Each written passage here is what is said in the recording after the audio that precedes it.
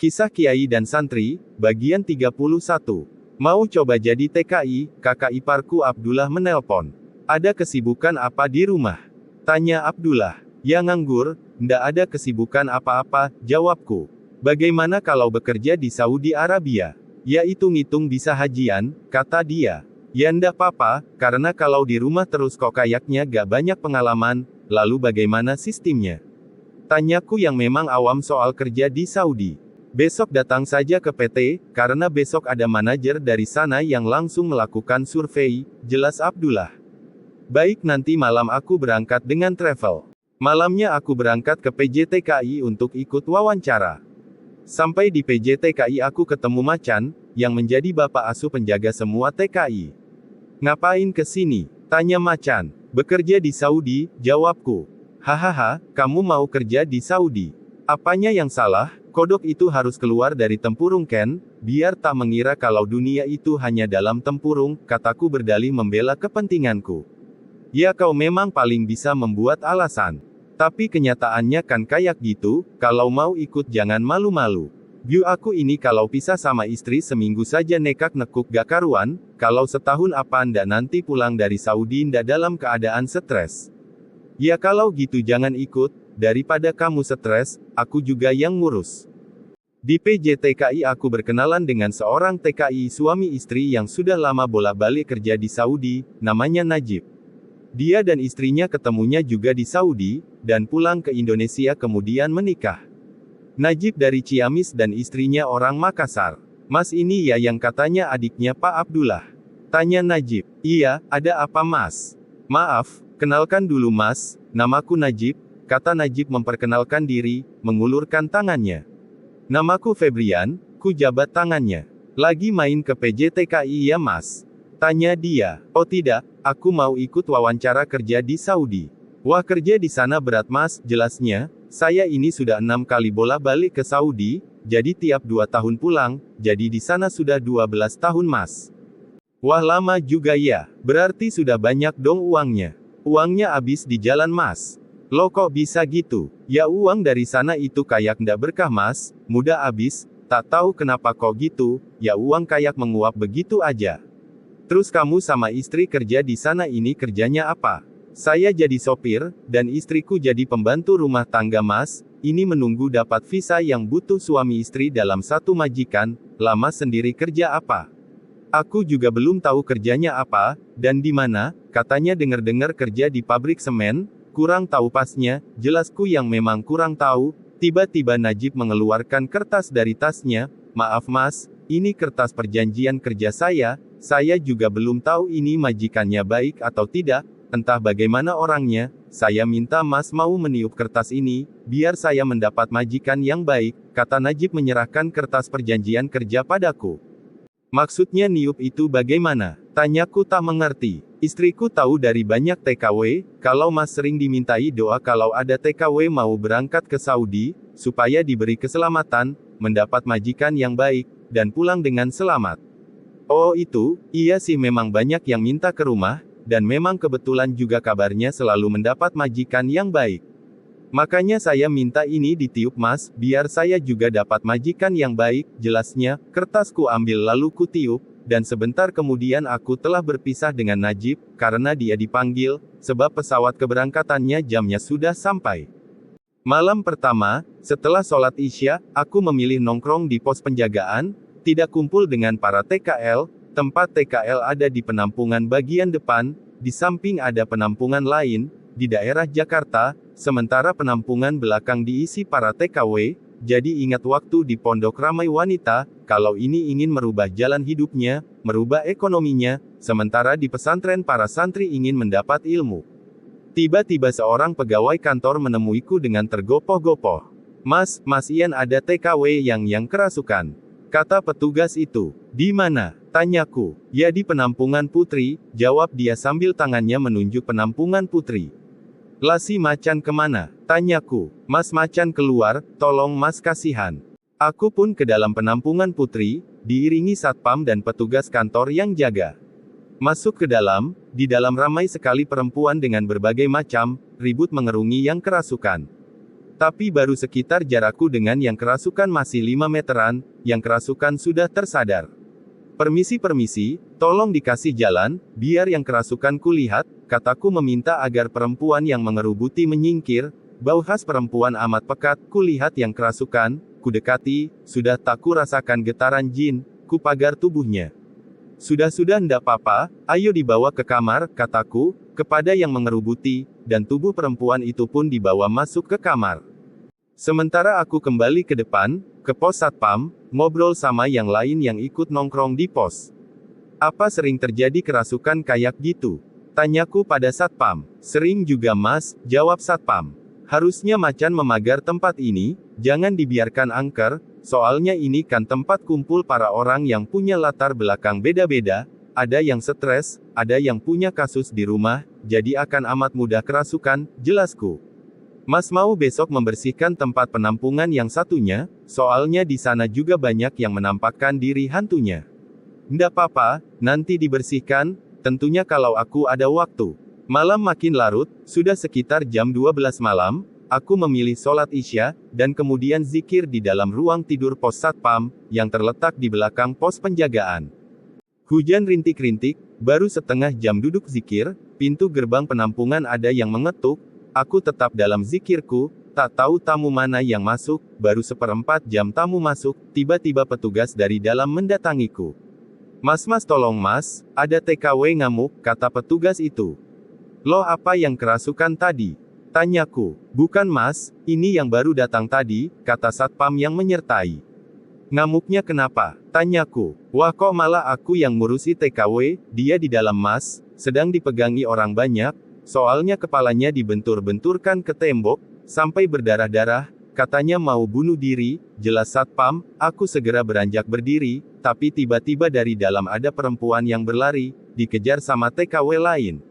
Semua segera berusaha menangkap, seperti mau menangkap kambing kurban yang lepas, karena ogah disembelih, aku melihat saja, sampai TKW itu ditangkap.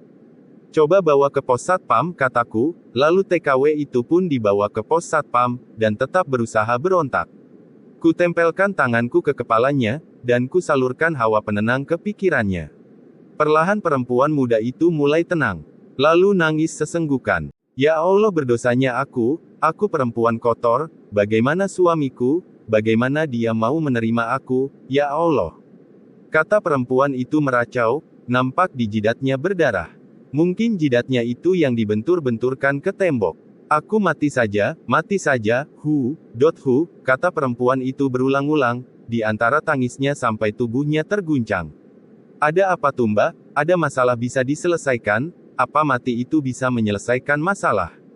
Apalagi kalau mati bunuh diri, bisa jadi di sana akan disiksa sampai hari kiamat, apapun masalah itu, maka ada jalan menyelesaikannya, hiburku masih tetap menempelkan tanganku ke kepalanya, agar tenaga prana menenangkan pikirannya dan memang perlahan tapi pasti dia mulai berhenti menangis. Kau tak ikut merasakan yang aku alami di Saudi mas, jadi tak merasa sedih, katanya yang mulai tenang, sementara beberapa lelaki di pos satpam tetap berjaga, takutnya perempuan itu kabur. Ya aku mungkin tak ikut mengalami, tapi kalau mbak mungkin punya pengalaman pahit dan tak tahan memendamnya sendiri, bisa diceritakan padaku, jika aku sanggup membantu mencarikan solusinya, maka akan ku bantu dengan sekuat tenagaku, kataku, dengan nada datar takut mengejutkan kejiwaannya yang terguncang, pasti taringan yang dialaminya di sana.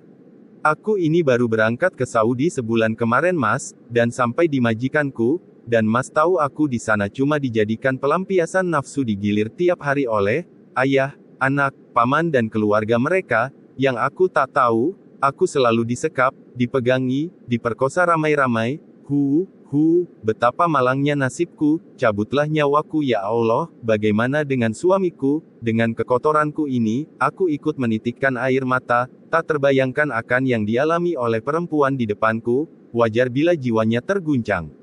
Ya tenangkan diri mbak mengalami itu bukan karena keinginan sendiri, jadi mbak orang yang dizolimi, bukan orang yang dengan sengaja melakukan perbuatan keji, lalu bagaimana mbak bisa pulang? Aku kabur mas, kabur melewati jendela, Ini lihat tanganku bekas diikat, katanya sambil menunjukkan tangannya, dan memang ada bekas luka ikatan. Lalu sampai di Indo, aku kabur ke kedutaan Mas, dan dipulangkan, jelasnya. Sudah sekarang tenangkan diri, yang menimpa nanti diurus, kataku menenangkan. Aku ingin ganti baju Mas, katanya, memang tadi bajunya kotor karena lari-larian jatuh bangun. Seorang TKW segera menyerahkan tas berisi baju pada perempuan itu, dan perempuan itu diantar ke kamar mandi yang ada di belakang pos Satpam. Aku masuk lagi ke dalam kamar Satpam, 10 menit berlalu, seperempat jam berlalu, di luar adem ayem saja. Aku keluar kamar, dan kulihat Satpam juga petugas PJTKI masih ngobrol. Loh mana perempuan tadi? Tanyaku. Ya masih di kamar mandi Mas, jawab Satpam. Loh, gimana tuh? Ya kabur pasti, kataku memperingatkan. Kamar mandi segera digedor, tapi tak ada sahutan. Udah didobrak saja, kataku. Kamar mandi pun didobrak, dan dalam keadaan kosong, nampak jejak di dinding, pertanda perempuan itu telah kabur. Aku hanya geleng-geleng kepala, tak tahulah apa yang terjadi, padahal sudah jam 2 dini hari. Paginya wawancara dengan manajer pabrik semen berjalan lancar. Aku dites membuat aneka motif aliran kaligrafi dan aku dinyatakan lulus. Aku tinggal ikut medical, BAP, dan menunggu terbang. Ayo ke penampungan lama Mas, kata seorang pegawai PJTKI. Jadi mau dipindah di penampungan baru ya? Tanyaku. Wah Mas Ian lupa, kan Mas mau bersihkan tempat itu dari gangguan jin. Kata pegawai yang bernama Arif Rahman. Di penampungan itu kosong kok Mas, ndak ada penghuninya. Cuma ada sopir suami istri, juga yang mau berangkat ke Saudi, jelas Arif Rahman. Oh kirain mau dipindah, mari Mas, berangkatnya ku bonceng motor, ajak Arif, aku pun dibonceng Arif, meliak-liuk di antara mobil yang terjebak kemacetan Jakarta, kadang harus masuk gang sempit, dan becek, juga menyerempet tong sampah, memang begitulah Jakarta, kebersihannya dan tak macetnya terlanjur menempel di lidah para gubernur dan wali kotanya, sehingga mengurainya harus mengelupasnya dari lidah mereka. 2 jam perjalanan akhirnya sampai, mungkin sebenarnya jika ditarik garis lurus, dari awal perjalanan yang ku tempuh dengan tujuan yang ku tuju, paling berjarak 1 kilometer, tapi jadi jauh, karena kemacetan, sampai di penampungan sudah sore. Memang di penampungan ada penghuni suami istri saja, selain penjaga penampungan, karena penampungan ini penampungan lama, yang sudah tidak dipakai lagi, sedang TKL yang bertemu denganku bernama Tejo, aku tak tahu nama istrinya. Katanya mau membersihkan penampungan ini dari pengaruh jahat ya Mas? Tanya Tejo yang duduk bicara denganku setelah maghrib. Iya, wah kebetulan, kata Tejo. Kebetulan kenapa? Ya kebetulan ketemu orang pinter. Wah orang pinter mana? Ketemu di mana? Tanyaku heran. Lah Mas ini kan orang pinternya, jelas dia sambil tertawa. Tejo orangnya kurus kekar, kulihat dia biasa bekerja keras, dan bicaranya juga ceplas-ceplos. Wah saya ndak punya kelebihan apa-apa, jika ada ilmu itu juga anugerah dari Allah, saya cuma dititipi, jadi bisa kapan saja diambil, jelasku. Maaf Mas, mbok saya ini dilihat kenapa apanya? Begini Mas, sejak saya remaja, saya ini sudah bekerja sebagai sopir truk kontainer, awalnya sih saya kenek, tapi lama-lama saya belajar dan bisa, kemudian saya jadi sopir, sudah sekian tahun, sampai saya punya istri, kok ndak ada sama sekali rizki yang nyantol, saya malah miskin ndak punya apa-apa, padahal sekali kirim barang, uang 400 ribuan pasti saya dapat, tapi kok ya seperti hilang gak tahu kemana. Terus kalau sama istri saya selalu bertengkar, kalau sudah bertengkar, apa-apa bisa saya banting, sepertinya saya merasa hilang kendali, jelas Tejo panjang lebar, kuraba tubuhnya indraku, sampean abis baca orang ya di kampung. Tanyaku, kok sampean tahu? Tanya Tejo balik. Iya apa enggak? Tanyaku. Iya Mas, ceritanya begini, di kampung ada maling yang dikejar-kejar orang kampung, waktu itu aku lagi di sawah, Iko malingnya lari ke arahku, mau ku tangkap ngelawan, ya terpaksa ku bacok kakinya, cerita Tejo. Kamu pernah nyupang di Laut Selatan ya? Tanyaku lagi. Kok tahu juga Mas? Lah iya apa ndak? Iya Mas, tapi awalnya aku cuma nganter orang, yang mau nyupang ngambil pesugihan di pantai Laut Selatan, ceritanya begini, kata Tejo mulai bercerita. Saat itu aku karena sopir travel, aku mendapat rombongan penumpang mengantar rombongan orang yang mau mengambil pesugihan ke Laut Selatan, Ya aku awalnya ndak tahu, kukira orang yang mau rekreasi, aku mengantar mereka, sampai di pantai kok aku diminta mengantar ke juru kuncinya, dan aku antar, ya aku pengen tahu juga apa sebenarnya yang mereka lakukan, maka sekalian aku ikuti, sampai kemudian semua pada melakukan sesaji di Laut Selatan, di Parangtritis, malam-malam, aku juga ikut, nah dalam melakukan sesaji dan persembahan itulah, dari laut muncul ular besar sekali, cerita Tejo. Kamu melihat ularnya? Tanyaku. Ya melihat mas, ular besar sekali dan anehnya wajahnya wajah nenek-nenek, dia menggigit sesuatu benda, lalu benda itu dilepas, ternyata berupa bambu yang diikat, banyaknya sesuai banyaknya kami yang hadir, lalu sama juru kunci bambunya diterima dan dibagikan pada kami, lalu kami disuruh berjanji untuk mempersembahkan bayi sebagai ganti permintaan kami jika sudah berhasil. Ya aku ndak mau mas, tapi bambu tanda permintaan kami sudah diberikan. Setelah ular besar berkepala nenek-nenek itu memberi pesan kepada kami, maka ular itu masuk lagi ke dalam air, dan kami semua pulang, dan bambu milikku kubuang. Ya walaupun aku bukan orang yang beragama, tapi aku ndak mau masuk neraka, mempersembahkan bayi, lalu sampai rumah bambu sebesar jari itu kubuang. Nah sejak saat itu hidupku amat susah, keluarga selalu cekcok, malah aku seperti sering hilang kendali, juga istriku hilang kendali, rizkiku juga sama sulit, sementara orang yang ku antar itu semuanya menjadi orang yang kaya raya. Tejo mengakhiri kisahnya. Kamu pernah menjalankan amalan kejawen? Tanyaku lagi. Waduh mas kok tahu semua tuh? Ya dijawab, iya apa enggak kataku. Iya mas, ceritanya begini mas, aku ini kan sopir kontainer, mas tahu sendiri, kontainer itu membawa barang kadang berharga, lah tak jarang kami itu dihadang bajing loncat, belum lagi kami sering dimintai polisi-polisi nakal di jalan, sehingga pendapatanku sering tinggal 100.000, karena diminta polisi-polisi itu, kami kan juga punya keluarga, anak yang perlu dihidupi.